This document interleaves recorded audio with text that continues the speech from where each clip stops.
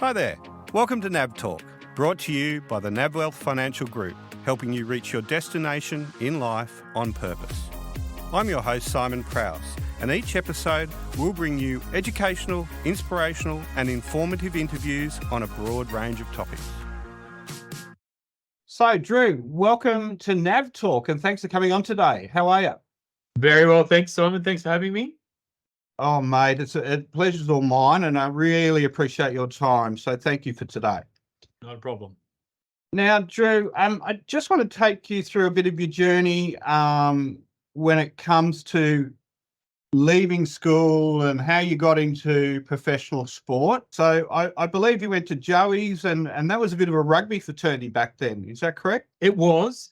When I was at Joey's, it was a full boarding school. There was no day boys. So imagine back to the days before you had online streaming services like Netflix and all that kind of stuff, and there was only 4 television channels and like that kind of TV. So we didn't have a lot of TV or anything we could watch. So at boarding school, we pretty much had a couple of rugby fields and we just played rugby nonstop in our spare time. So it ended up being a pretty good place to go if you were sort of interested in that kind of thing. So you lived and breathed it literally during school, after school, and really on the weekends, if that's fair. Yeah, for sure. That without a doubt, you know, from a very young age, that was predominantly the thing we did just because that was there. And there were a couple of rugby posts that we'd practice goal kicking and all that kind of stuff. And a lot of that was just born out of the fact that we had nothing else to do. We didn't have, not until the last 2 years of your schooling life did you have like common rooms where you could go and watch TV in your downtime. So we didn't even have TV when we were in the younger years. So the only option we had was to be out in the fields and playing.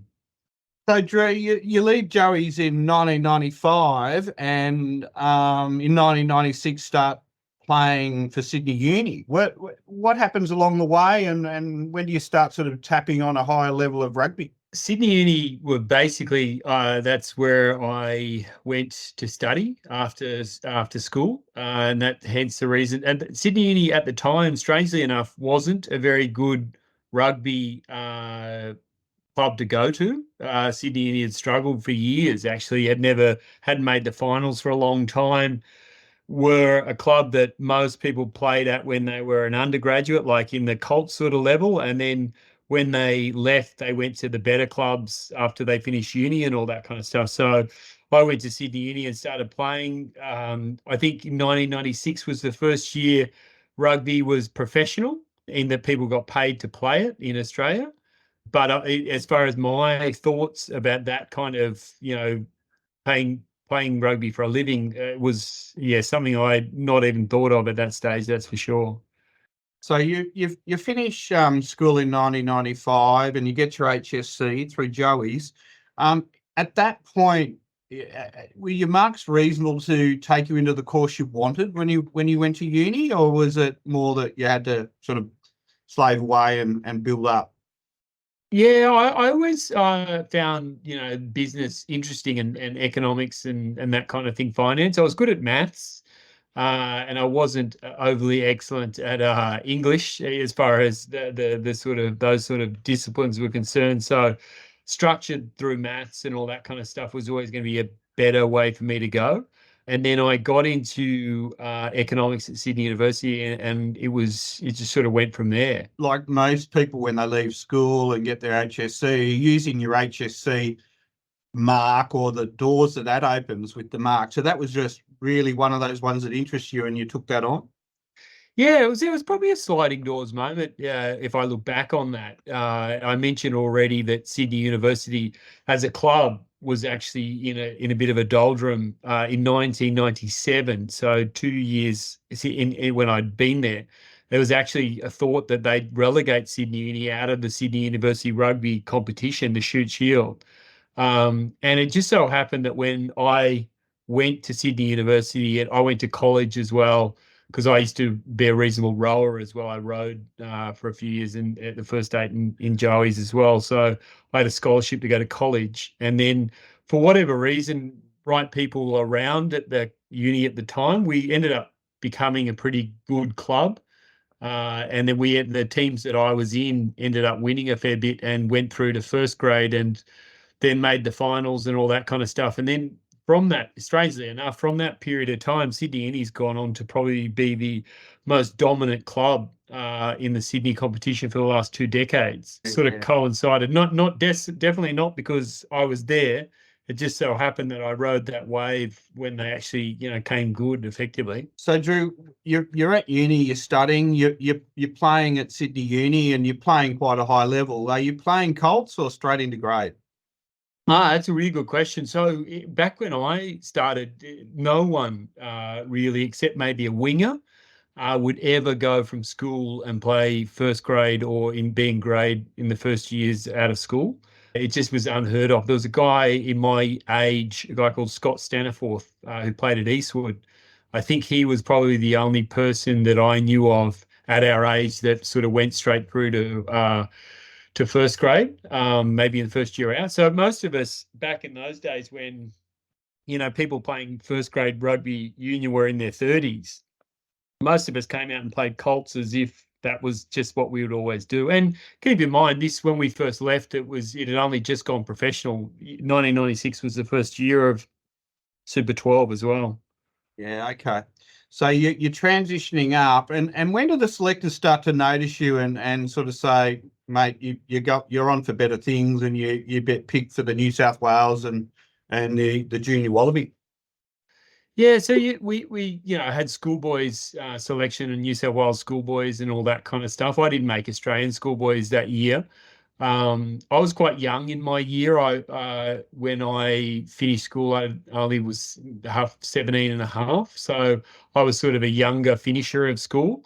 So that sort of meant that the year after school and even the second year, I was still in under 19. So I got picked in, New South Wales and Australian under 19s, and then later on Australian 21s and New South Wales 21s it was back then.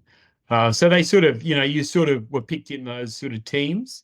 And then, they sort of knew you were there and thereabouts. So if you were in the Australian 19s, Australian 21s, then you're pretty much in the top sort of maybe 25 players of that particular year. Yeah, okay. Now, given that you're tapping on the doorsteps, when does the Waratahs start to show up? And given it's, you're playing a bit of Colts and you're tapping on, I assume you're starting to tap on grade, because that's a big transition. You're going from Colts into not only grade, but you're going up to Waratahs level. Yeah, so again, just from a time perspective, I in order to make the Waratahs and that, you pretty much would have had to have been playing first grade club football for a period of time. No one ever, not like, say, I'm not too sure of the first name, Peter, Jorgensen did this year, where he came out of school and played straight away at the Waratahs. Back when I played, no one did that. No one finished school and then played in the Waratahs the next year. Even the Matt Burks of the world, who were, incredibly skillful at that age, they still played a year of Colts and maybe a couple of years of first grade before they got a chance to play at a higher level. So by the time I was, I think, 21, so I was in the Australian under 21s, I was playing in first grade at Sydney Uni, and we made the grand final that year against Eastwood. So, from a grade level where we're playing against men, they'd probably seen me by then. So I got an academy contract with the Waratahs in 2000 or 99 or 2000, then a full Waratahs contract. Actually, the second year we played again in the grand final against Randwick. I was actually playing second row with Dan Vickerman, and there was a couple of us. And that was when I went to the Waratahs. Dan Vickerman got a contract down at the Brumbies that year as well. Okay. Now, you mentioned earlier in 1996, rugby sort of starting to go professional, and you've gone through amateur days when you're at school, and you transition across to grade and playing Colts as rugby's becoming professional.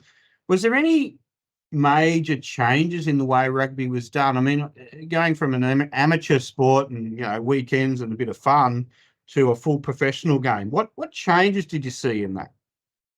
Yeah, that's a really good question because I think back, I was really fortunate in some ways that the very first year I played for the Waratahs, which was 2001. After you finish Super Rugby, which was 11 game season, and then the finals. After that, you just basically went back to club football and you played your club football, and you didn't have to do any other training and all that kind of stuff. It was almost like a semi-professional type thing. You got paid a full year's wages in the first sort of 11 weeks of the year.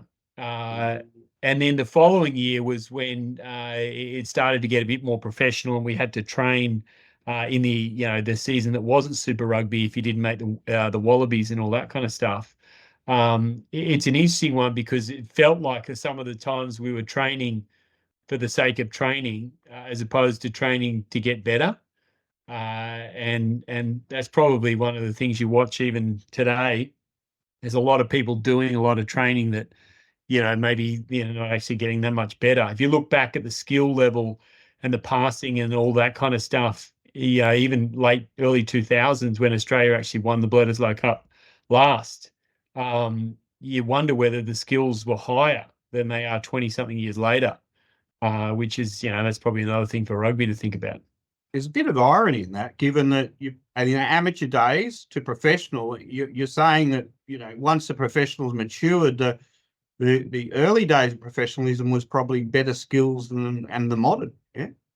Yeah, I think a lot of that can also trace back to the kind of lives that we had as younger kids. That's what I was saying about the Joey scenario, where all we had was a ball and a field to play. Today, you can play virtually on a game, on the internet or on the computer, and you don't physically play, but you can, do all the same movements, but just on a TV. And I think that's probably one of the greatest differences in sports and Australian sports is that, a lot of kids don't need to go down to the park anymore and don't. A lot of parents don't let their kids go down to the park at the middle of the night until, what we used to do. And that's probably a big difference in the skill level because unless you're playing, unless you're passing, unless you're catching all the time, there's not a way you can get better. You know what I mean? Yeah, really good point. So let me go back to your journey. So you get a contract with the Waratahs and you play from 2000 through to roughly 2002.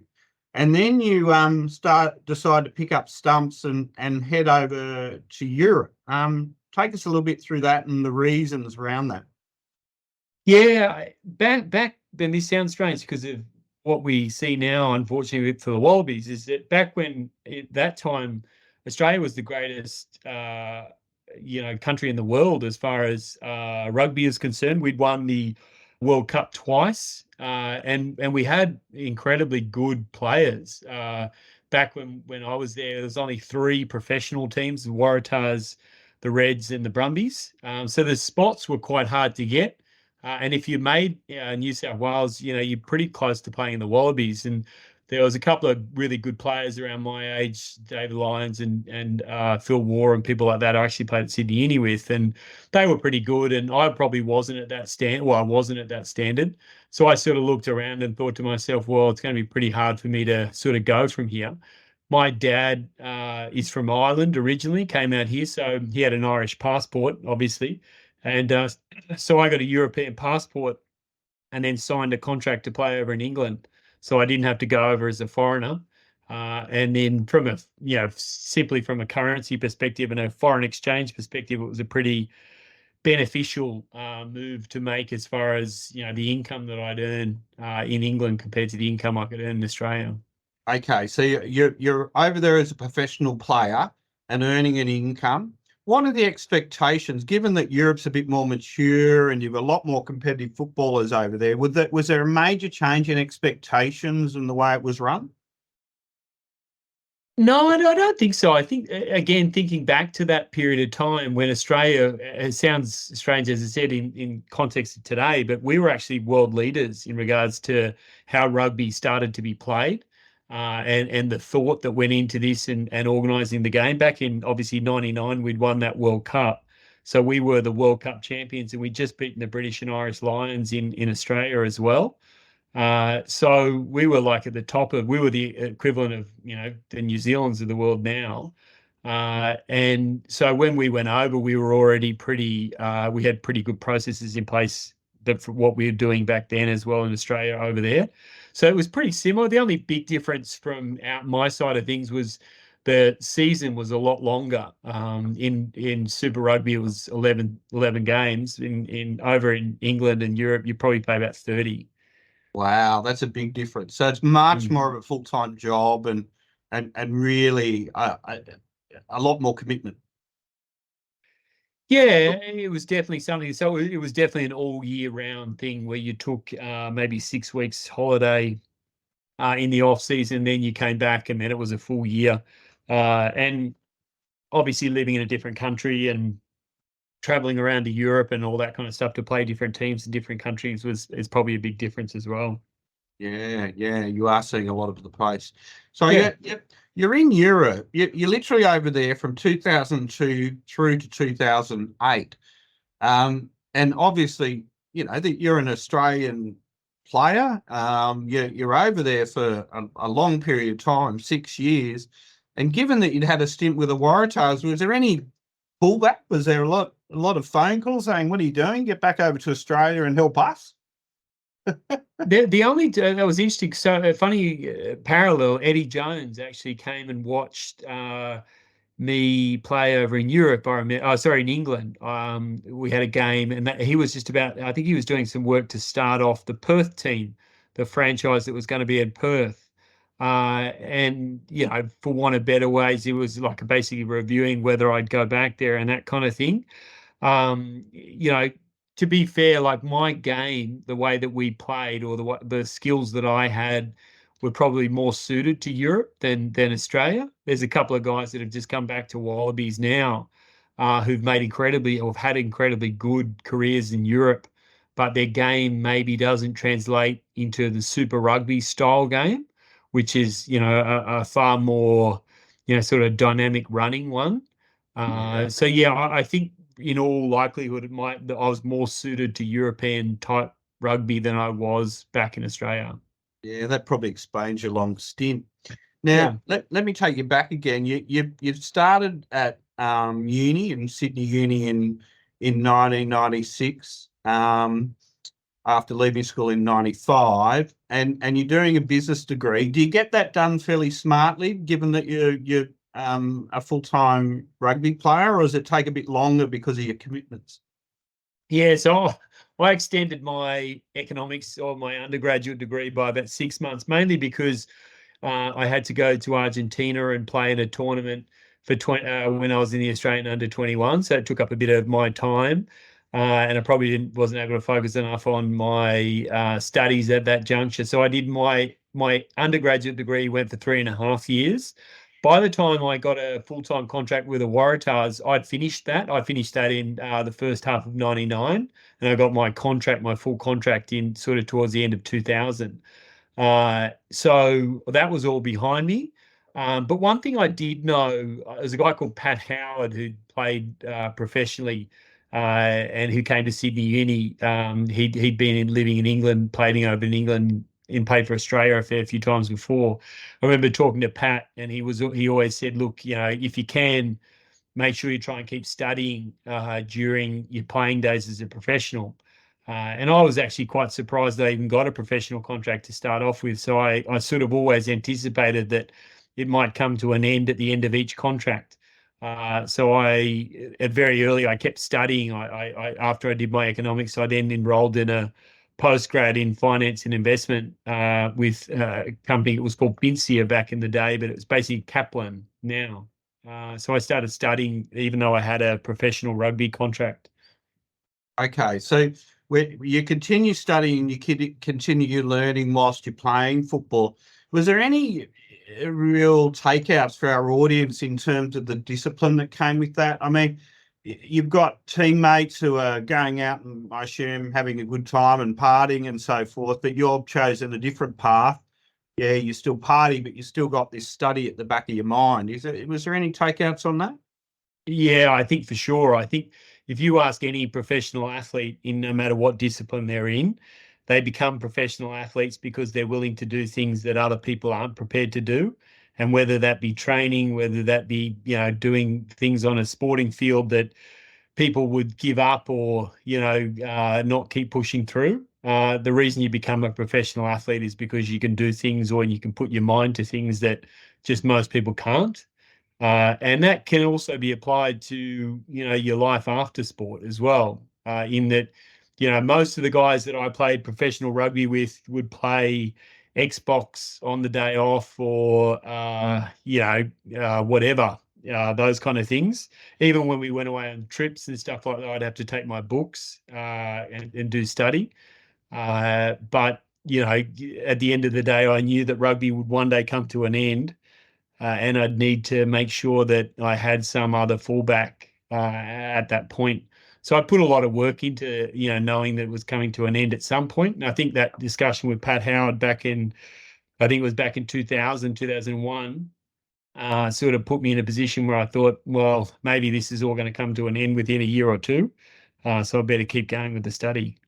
Okay, so that's interesting. And at that stage, did you have any feel for your calling, or was it just you just needed to keep learning and economics was your calling, or business?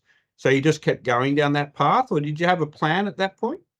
Yeah, no, it's an interesting part that happened for me. So, like, I'd always, as I said, I was surprised to, first of all, to get a contract to play a sport for a living. I was always a bit, wow, that's pretty amazing. Someone's going to pay me to do this for a living. So I always, in the back of my mind, as I said, kept thinking about what I'd do after rugby. The sporting bodies, especially in Australia, had a group called RUPA, which is the Players Association. I worked with, funnily enough, a client of ours now, who helped me sort of, just speak to various people along the way in regards to different career paths and choices. And I actually sat down with a guy, Phil Kearns, who played rugby for Australia and won a World Cup. And I sat down with him back in 2007 or 8, and he had a BlackBerry back then. He had a BlackBerry, and I sat down with him at work, and he gave me the contacts for a lot of people to go and talk about in finance and all that kind of stuff. And so I just every year I'd come back from England, or it was Japan later on. I'd just follow up with one of the telephone numbers or the emails that he'd given me, and just go and talk to the people that he'd introduced me to about what, being in finance or whatever that might be. So what you're doing is you're sort of feathering the nest a bit without committing to the work, but you're following a logical path to learning and growing and becoming aware of you. Is that fair? Yeah, absolutely. And I think one of the best things about going to talk to so many different people in the time that I had was I probably learned what I didn't want to do after rugby, which sort of helped me find something that I really wanted to do. And it sounds really strange, but I've been fortunate in my working life so far to get paid to do a sport I would have done for free. And I've also ended up getting paid to do a job that, I enjoy doing anyway now as well. So it's always an easier thing to do. Well, that's fantastic. I mean, as they say, if you find something you love doing, it doesn't feel like work. So, you're playing a sport and getting paid for it. It's still called a sport, but it's still tough. So, hats off to you, mate. It's a big commitment.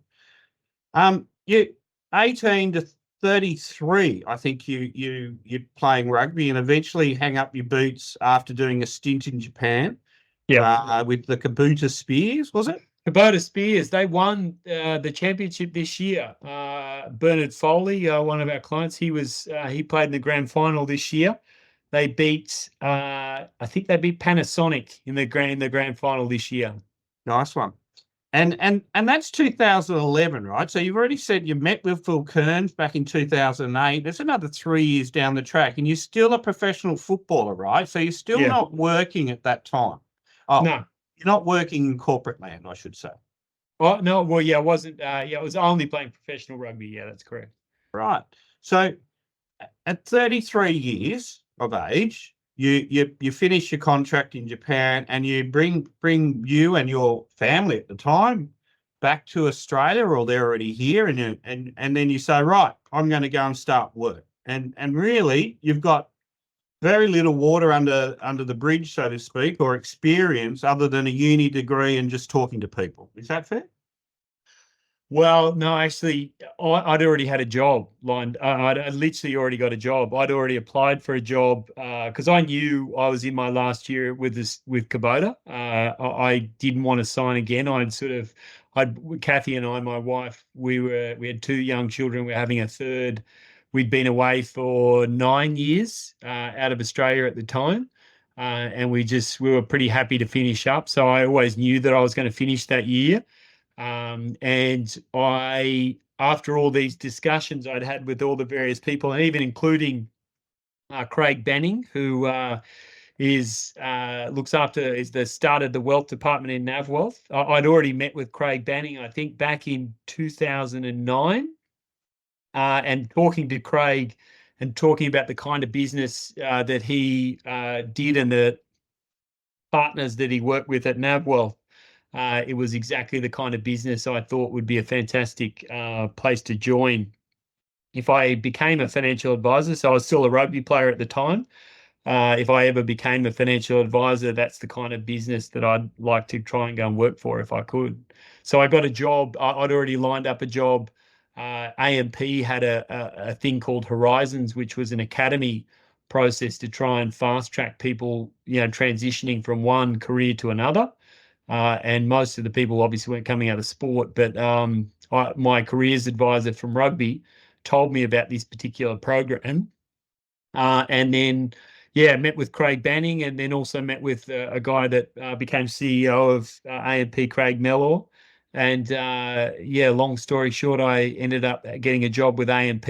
I think I confirmed that job in September and started in February. I came back in January, started in February when I got back. Yet again, very impressive, Drew. I mean, to have the foresight to start the process with Phil Kearns in 2008, speaking with Craig Banning 9 and 10, you're sort of planning your destiny a long way out, which, it probably works well with being a financial planner, but a lot of people wouldn't even have considered it until they're ready to hang up their stumps. Why did you do it differently, you think? Yeah, it's a good question. I probably, and it obviously applies to the job that I have now. I like to put things in place, like set plans and then manage the strategy to get to where we have to do for clients now, but also for myself. For whatever reason, I always had financial security for our family as being a pretty strong driver for the things that I did.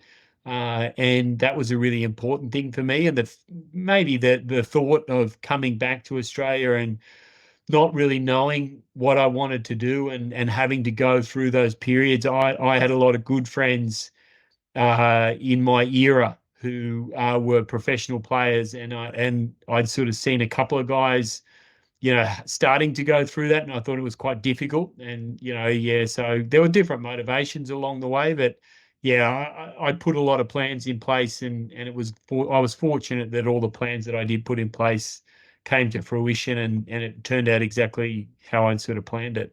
I'd argue there's not a lot of fortune in that, Drew. It's actually hard work and actually making a plan and fulfilling it and going through with it. So, that's part of I'd argue the discipline of you being a professional sportsman and taking that back to work. Are there any other synergies you've found with your sport and that discipline of sport and work? Is it something that you found can be easy, or is it something that you've learnt along the way?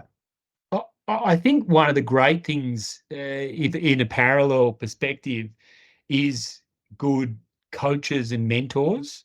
In sport, you have to be very fortunate to have good coaches. I think being a coach is an incredibly difficult assignment or job to have. And I say this in the nicest way. It's really difficult, and there aren't a huge amount of great coaches. But if you're fortunate to come across people that are really good, they can change not only day-to-day outcome, but your, what you become and how close, you fulfill whatever potential talent you have. And so that's definitely something that I took from sport and applies to what we do for a living in wealth advice, is just having good people around you that, can help manage different areas and make sure we get the best possible outcomes for clients, but then, in the same way that they do with sports people, just trying to get the best possible outcomes for teams. Okay, so that's a really good one. So when you've come out of the sports arena into the business arena, do you still maintain a coach or a confidant? How did you go about that? And is there anything that we can take home from understanding that process? Yeah, for sure. I mean, I've mentioned the guy already, Craig Banning, who I'd met with years before. He's a great mentor for me during that transitional period, and I worked pretty closely with Craig, and I was really fortunate, because one of the things you learn from sport is, if you surround yourself with great people and people that really know what they're doing and get great outcomes, then your chance of fulfilling that, as I said, is a lot higher. So I'd already sort of gone through those channels, as I sort of talked about years before, and made sure that who I aligned with later on were people that would sort of push me and get me as far in the best possible way to the next point. Yeah, really good point. So the coach is there to push you and get the best out of you along the way. Yeah. Absolutely. Yeah. I mean, if you were to say what is the key role of any coach at a professional level, you're not really teaching professional athletes how to play a game or how to do core skills, pass, catch, kick. You're not really coaching that, because they already know how to do that. There's not really something that a coach is going to bring to them and to be able to teach them to be better at that. But what coaches do is try and get their professional athletes to operate between 90 and 100% of their capacity every time that they do their chosen events. And trying to tap into the mental side of things that gets people to operate at that level is what coaches are, that's what they get paid for. Okay. So that consistency and really pushing oneself at that high level, not just settling for mediocre, is what you sort of nail down to a really good coach. Yeah, and obviously that has to come within. I think that's the key part potentially that athletes have, and as I mentioned earlier in the discussion today, is generally athletes have a mental ability to do things that your general person won't do. They won't, they'll get up at 5 o'clock in the morning and train and swim along the black line for 2.5 hours and then get out and go to work. Most people won't do that. And so one of the things that athletes have, and they know that they've got that self-confidence to know that they can put themselves and be uncomfortable for different periods, and studying while you're playing sport and having to work 50, 60 hours a week for the first 5, 10 years of your working life is not easy. But that if you do the small things, if you do those things all the time and you're consistent and you're disciplined, you know that the outcome, whether you win or lose or whatever that is, will take care of itself, because you've done all the small things, all the hard work at the fundamental level. Yeah, that's really key, I think. That discipline and the fact that you do the small things, and small things make big things grow, as they say, that's pretty well what you're saying. You just a professional athlete knows how to stick at it despite, the bad weather and I don't feel like it, all that sort of stuff that the rest of us would probably turn off. But a professional athlete will take themselves beyond and stick with it. Is that fair?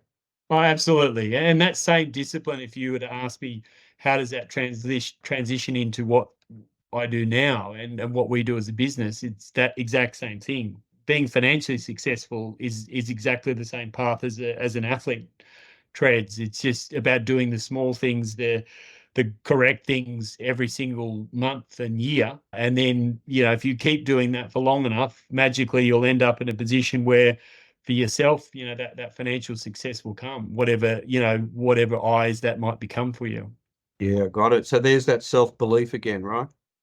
Yeah, and I think, going back to my point about coaching and that kind of thing, you still need other people around you who genuinely care about your outcome to help you put the tools in place, but also to help you be accountable and also to refine the things that you do.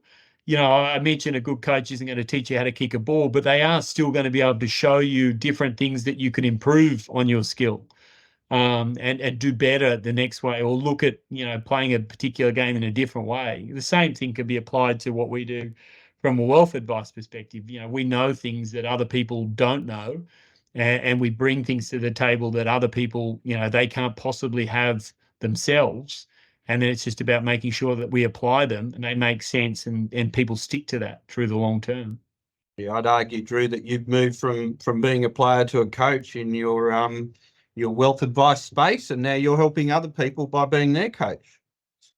Yeah, I mean, yeah, that parallel is pretty succinct as far as what we do. It's just instead of being rugby, it's in regards to economics and finance and money and that side of things.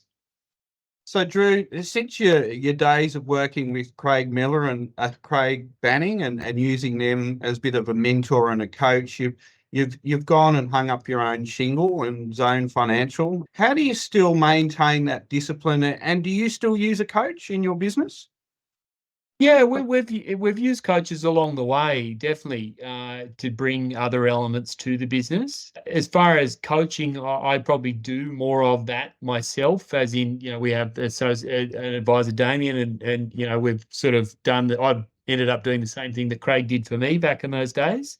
I think, at a higher level, various conferences and the peers that we have, I'm fortunate to have a good group of peers around when I still have that connection with NavWealth and talk to the NavWealth advisors about different areas. But I think definitely trying to be open to trying to find the best ways to do things, and is there an alternative way that could be better for a client, is something that as an athlete you're always open to, because that no matter how hard you try, there'll always be someone that can come along and add something to you. And if they can add something to you, then from our side of things we can pass that on to a client. So that's always a good thing to be open to. Yeah, okay. So you're always learning and taking glimpses from other people and mentors and coaches and obviously life and applying it into making things better. Yeah, absolutely. And then that for me can come down to even accounting areas. Obviously, we've spent some time together, you and I, but, from different accounting specialists, lawyers, all of these different professions, I'm quite fortunate in my role. It's quite diverse in regards to the kind of people that you come across. So being, working with the best possible people in their chosen fields is something that, you being around great people always helps you to be a better person yourself. So that's also probably something that I've taken from sport, is to try as best to surround yourself with the best possible operators in their chosen discipline, and then knowing that they'll probably make you a better person being around them. Yeah, absolutely. So I've got a few takeaways that I'll throw in there in a second, Drew, that have been fascinating with this chat. One more thing I want to ask, because it's an interesting one for me. You've moved from a game of 15 players, and it's very much a team-driven scenario, right? You're doing your job in a team of 15, and if you do your job well, it really doesn't matter too much. Well, it does in terms of the outcome, but if you've done your job well, there's no more you can do in that team. Then you've moved into a business where you're controlling and operating that, and you've got quite a small team.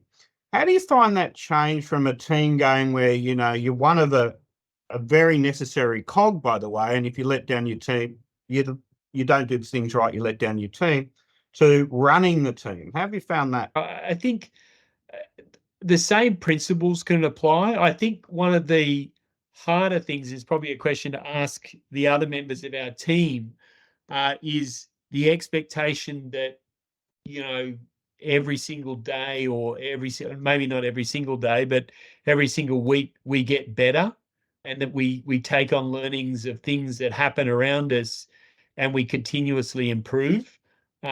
Sometimes, most maybe other people want to come to work and and just, it's just routine. It doesn't have to be better. It's just the same. And that, you don't have that continual feeling that it needs to, as I said, evolve. So I suppose, you could probably ask the rest of the team, would maybe give you a better answer, but I do think that might be something that in a working capacity is somewhat harder for the people that work around me. Because, my expectation and my thoughts about things that we should do for clients and the work that we do is always about improving things. So if we identify an area that we think could be better in the business, or an outcome that we think could be better for clients, we'll change it that week. We won't, it won't change over time. It'll change that week. So that's quite dynamic. There's not many businesses. It probably goes back to your link about the size of the team. One of the good things that we really enjoy in our business is the fact that because we don't have a significantly sizable team, we can actually implement changes very, very quickly. So that's probably a benefit for us. But again, maybe for the rest of the team, it might be a bit harder to work around someone like myself. Well, you set the expectations high, it sounds like, and you expect them to follow, and in a way, that's what a good coach does. Sets the bar pretty high, because the only way you're going to jump that high jump is set the bar to where you need to jump it to, right? Yeah. And I think, it's really important as a leader, and I think some of the best leaders that I've experienced in a sporting perspective, that it's not so much the words that come out of their mouth, it's the actions that they perform every day, and the standards which they set for themselves and then they maintain. It's not so much do what I say, it's actually do what I do. And so any sort of expectation that, have on our team, it's something that I have to live up to first. And then, it sort of should be a flow down effect. Nice. Well, Drew, this has been absolutely great, and I really do appreciate your time. I know I've got a bit of an ilk for rugby and rugby in general, and the players that have been involved, and it's really good hearing a few of your insights into quite a journey. I mean, you spent a good 15 years playing rugby at the highest level, which is a fair while. And for all those out there that don't know Drew, he still walks normally, and he doesn't have cauliflower ears and all those expectations of long-term rugby players. So Drew, that's a credit to you and the way you've gone about things in your life. A few key takeouts, and feel free to add to these, Drew. For me, it's planning. You got about early, you planned your destiny, you took steps and made sure that destiny wasn't just by accident. And you said a few times you were fortunate, but I disagree with that. We make our fortune, and your discipline and planning to that outcome made that fortune happen for you. So well done. Habits and maintaining those habits while people around you are having a good old time. You've foregone those good times at times. I'm not saying all the time, and that's created, the outcomes again. The consistency of what you do, just continuing and staying to the course, and making people live to the way you want it, your expectations, and in fact leading by expectation. And finally, surrounding yourself by not just good people, but the best of people to get the best out of you. And that's another one that is been a real sort of a standout for me. And the last is, don't be afraid to have a coach or a mentor at any time on your journey, not just when you're young and setting out, but I think a coach will have different eyes, and if, like you said, they're trying to bring out the best in you, they're going to be looking for ways and means to change your performance or to tinker with it to get the best out. Is there anything more you can add, or is there any sort of bits of gold that you've got for our audience out there, being a professional sports player to a very successful businessman, Drew? The only thing I'd potentially add to that is I think one of the benefits of being a sports person as well, especially at a professional level, is you're used to receiving really direct feedback in regards to your own performance. And I think once you, from a very young age, and this can be quite critical as well. Like, I remember if we'd played poorly, or, people from this, our local area would, give me direct feedback about how well I played on the weekend. But I think, I think that's a very powerful learning that an athlete has that maybe isn't, from my experience, isn't in general in the public, in people that maybe go to work doing maybe jobs that aren't sport related. Because I think as a sports person, you realize, hey, hang on a second, there'll always be good and bad days. I've had enough of those as far as ups and downs. And this person is trying to give me feedback to make me better at what I'm already reasonably good at. And I think that's probably an area that professional athletes have, or any athletes have, to know that it's not a criticism. It's not something you need to take personally, and it's not something you ever need to be defensive about, that someone gives you feedback in regards to the things that you're doing in order to try and make you better at what you're doing. I think that's probably a thing that a sports person is quite open to, whereas maybe general public who maybe are less used to having, direct feedback about things that they could do better. I think that's probably an area that I found quite interesting along the way as well. So that's the resilience of not cotting wooling things, in more just to take it on the chin. I suppose if you are in an individual sport and you're not doing well, you'll feel it in your direct results. But in a team, you just got to get used to be told. Is that fair? Yeah, and I think ideally you want it to come from the right place, in that they genuinely want you to be better, or want you to get a better outcome. And I think that's the thing in coaching we referenced earlier today, is that, if you've got a coach that genuinely cares about you getting the best possible outcome, then you're just open to that feedback. We'd call it feedback in sport. Again, it's probably your annual reviews and that kind of thing at a work level and all that kind of stuff. But it's really just about, someone saying, well, hang on a second, have you thought about doing it this particular way? And then just being open to, let's see how that all goes. Yeah, it's an interesting scenario with that cotton wooling advice and the way we're going. That's really interesting to know about sports people. It's very true. Yeah. Look, Drew, I really appreciate your time and your feedback today. And I look, the parallels between the elite sport and working life, they're everywhere. I've got so many points here that you've mentioned, and we've touched on one a bit, but there is just parallels everywhere in the world of, elitism, or that's probably not the right word. Just being very good at what we do, and what we've got to take away from that to make it, to make ourselves good. So, Drew, Yeah. I really appreciate your time, and we wish you best of luck for your journey and with Zone and your team and how that goes. And we'd really love to see you again in the future and just get a check in and see how that's developed.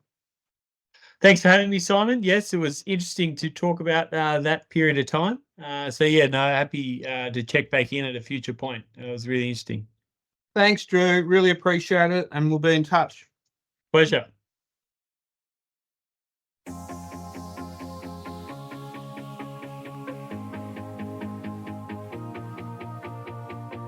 Thank you for listening to NavTalk. If you'd like to catch up on other episodes from this series or previous, head to our NavWealth website. Until next time.